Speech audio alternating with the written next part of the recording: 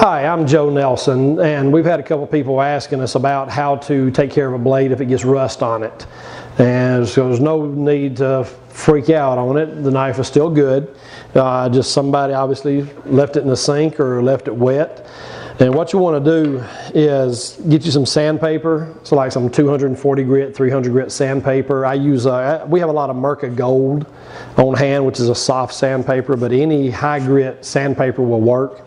All you're simply going to do to clean your knife back off is simply take the sandpaper, wrap it around the blade like this right here, and simply go back and forth. And of course, make sure you don't reach too far across the blade, because if you do, when you're coming back, if you put too much pressure on it, it will come through the sandpaper on you and you will be cut. But just simply move the sandpaper back and forth. And of course, depending on how heavy the rust is, you might want to start out with a heavier sandpaper and then work and do a couple of different passes. But as it cleans up, take your sandpaper and simply clean on the ends of it, as close to the screw as you can. And on the back side, again, being careful, you can take your sandpaper and clean it up into the cracks. There again, being extremely careful not to slip on the blade. Now what you will notice as you do that too, you will, when you wipe it, you'll wind up with a little bit of black on your blade, where it's just simply you're sanding on the metal. But as long as you don't put a lot of pressure on the blade side of it, you're not going to have to worry about dulling it or anything of that nature, because you're not trying to get necessarily in the slots, which it will, as you sand it, it will clean up the entire blade process, but you're not dulling the knife by doing that.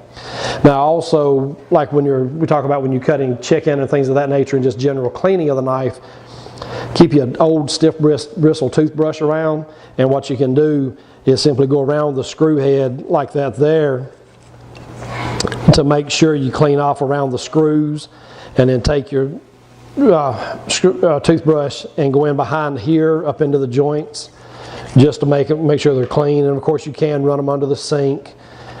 Me, when I'm cutting, if I'm just doing vegetables and breads and things of that nature, a lot of times I don't put it under the sink water. I'll just take my sponge and simply wipe it off with a little bit of soapy, you can see a little bit of sudsy soap there. So it doesn't take a whole lot to clean them, just wipe them like that. And then simply take your rag, and I just keep a white terry cloth, just a wash rag, to wipe them off with. And it will shine your blade back up, give you a nice shine to it, and the blade will be smooth again. And then if you want to also, we use a lot of organic coconut oil. And so you can take a little bit of coconut oil and simply rub it on the blade. And there again, you can take your rag and just wipe the blade down with it, just to give it a little bit of a conditioning. And you can use just regular mineral oil, which is about the least expensive thing that you can use. But just wipe it down and put a little bit of oil on it, and it's good to go again, nice and shiny. And of course, a lot of times you can't get right up in here, but your main cutting surface, but it will be cleaner, and you can do up around the screws also.